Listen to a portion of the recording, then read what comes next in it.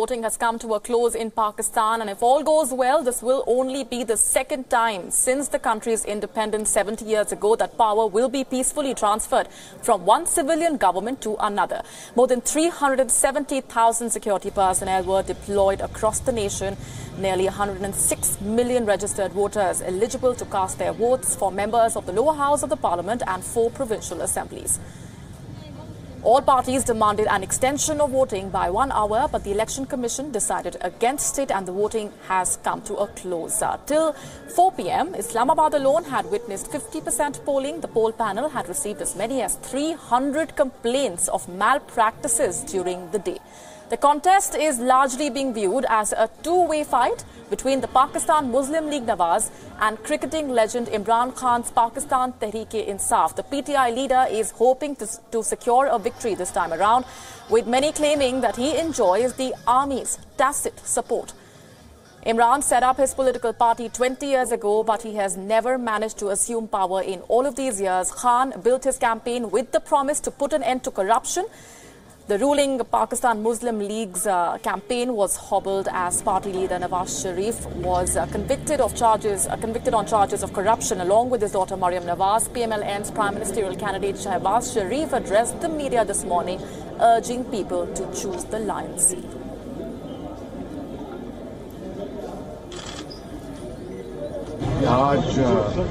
पाकिस्तान बहुत अहम दिन है, इंतहाई अहम दिन है और ये पाकिस्तान की तारीख को बदलने का और जिस तरह मैंने ये हर लम्हे गुजारिश की है फजर की नमाज सबने अदा की है, अब अल्लाह वो लाइनों में लगें और पोलिंग स्टेशन में जाएं और शेर पर मोहर लगाएं। Pakistan People's Party leader Bilawal Bhutto Zardari also cast his ballot from the Assembly constituency of Liari. Poll pundits believe the Bhutto scion may emerge as a kingmaker in the event of a hung parliament.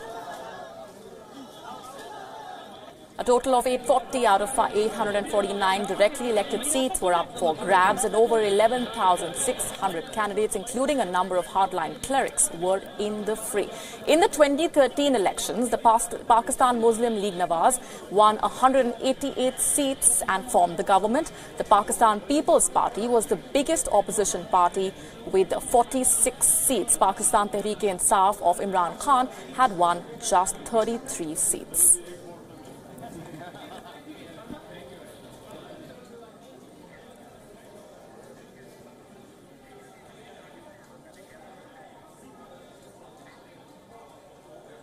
Let's take a step back and broaden this up. Joining us on the broadcast this evening is former Indian diplomat Vivek Kaju.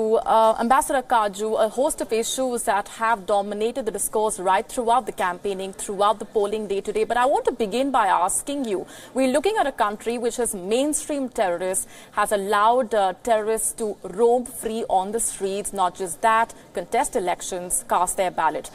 Today, the day began with the people of Pakistan suffering a jolt in Quetta. 31 people, as per the latest figures, have lost their lives. What does that really tell you about how violence has been used time and again in the country, not the first time indeed, to derail the democratic process?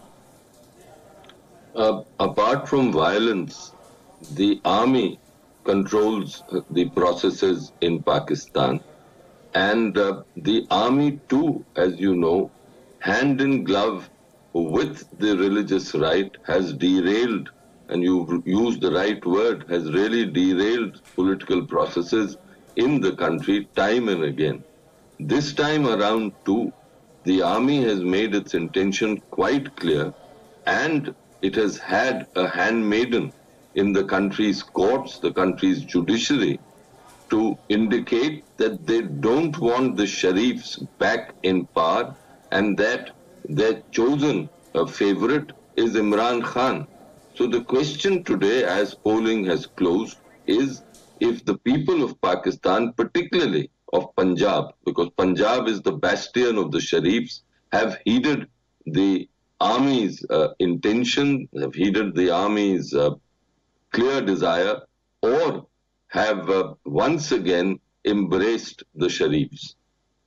Meanwhile, Pakistan Tehreek-e-Insaf chief Imran Khan generated controversy for not immediately condemning the attack, but he soon took to Twitter to express his condolences.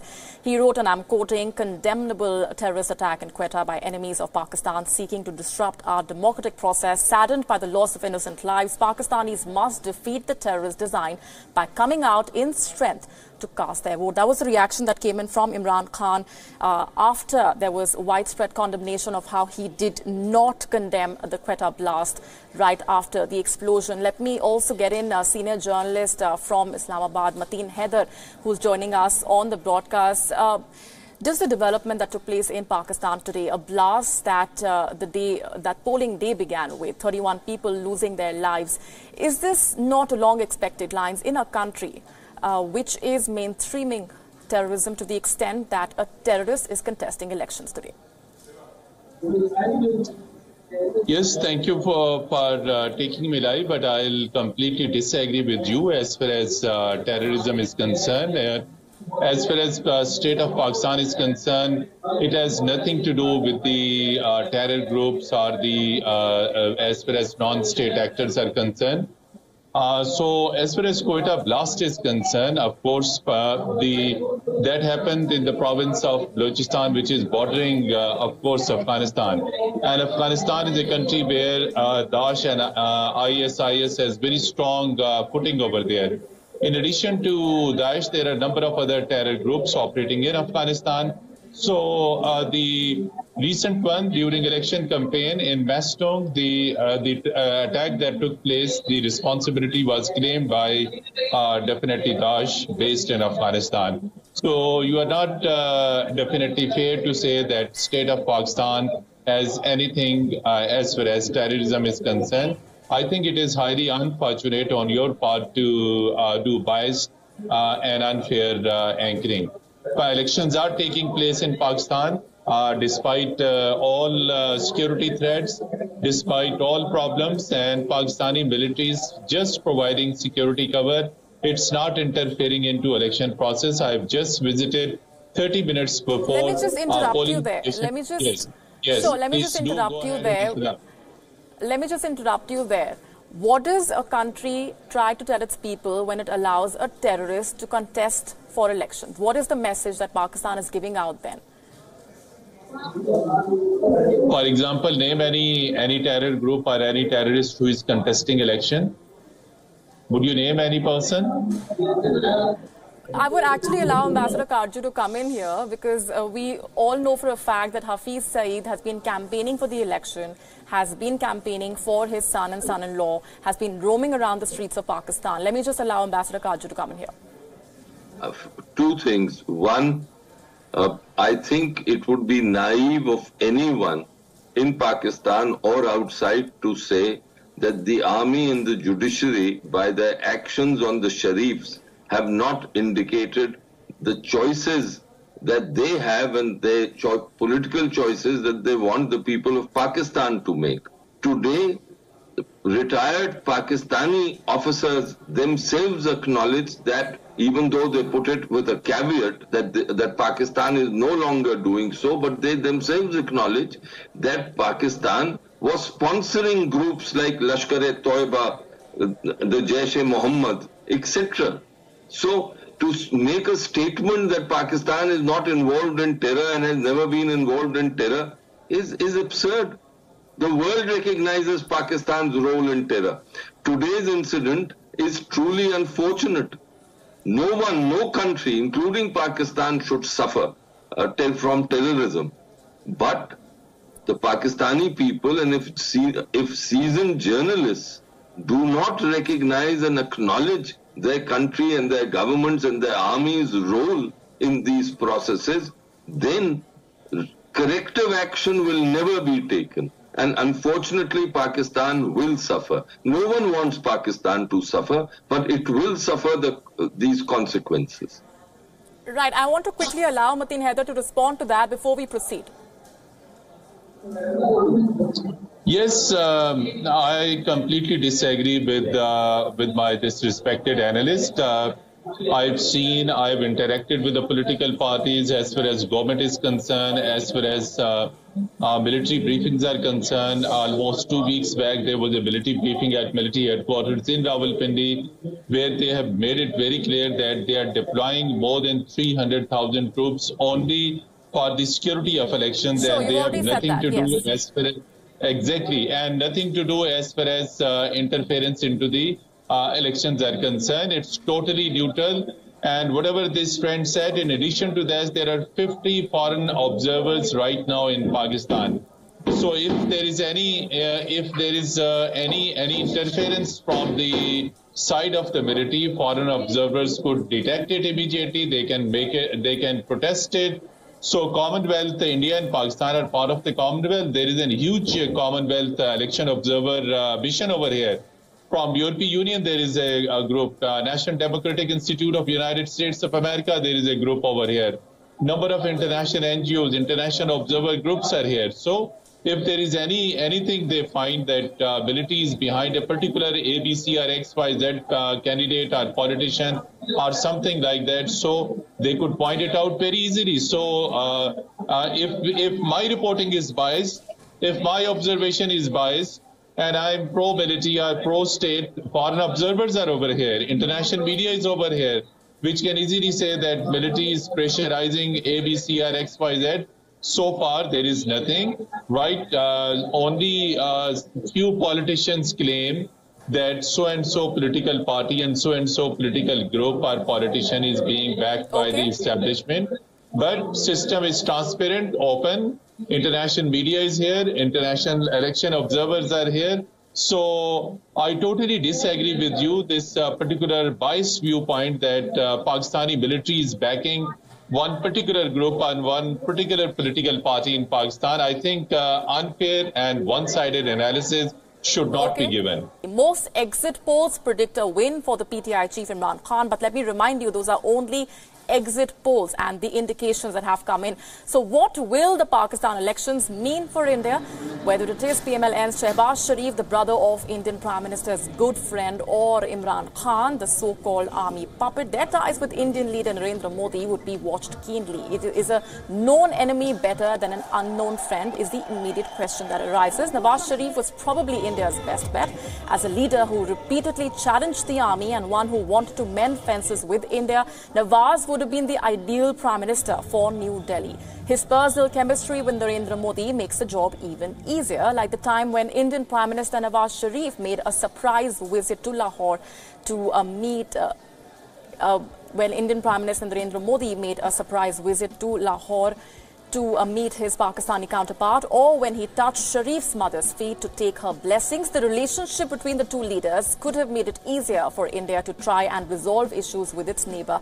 But with Nawaz Sharif's conviction, that scenario will not turn into reality. But if the PML-N does come back to power, Shehbaz Sharif will be their prime ministerial face. He is known to toe his brother's line on normalizing relations with India. On June 12th, right after the Trump-Kim meeting, Shehbaz Sharif, remember, had suggested that India and Pakistan resume talks.